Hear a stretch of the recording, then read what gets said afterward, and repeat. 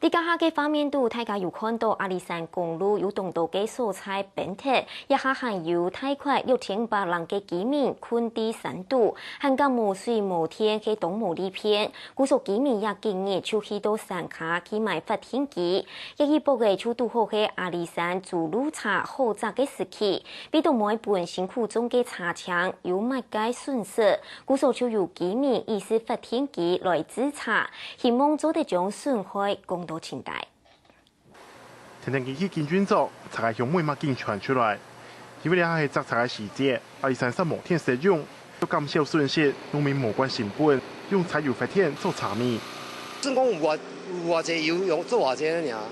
咱做地敢会好？袂好无安咩啦，嘛是为着生活嘛是安尼做啊。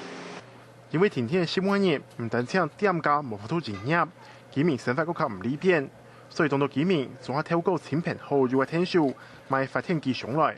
没有啊，没有营业，几天了？多久没有营业？14天。14天没有营业啊？对。啊，没有营业就没电，然后也没有水啊。啊，你那个发电机的油呢？油从哪里来？油现在目前这个加油站这边哈，它有那个限时供应。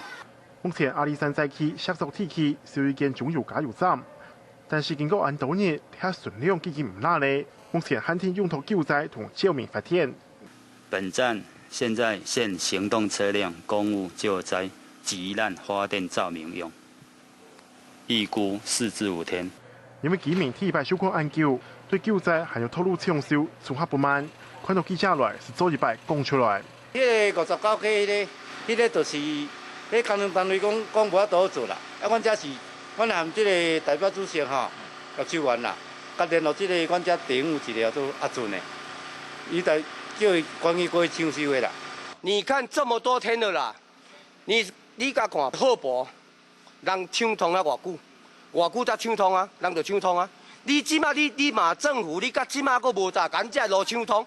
看到小朋友头路宣告，你说人外少要等于成个样，其实今日中下啲是甲本困到3點，你下今日先希望路繼續降好，天氣起來，希望開學是無法度去學校同同學見面呢。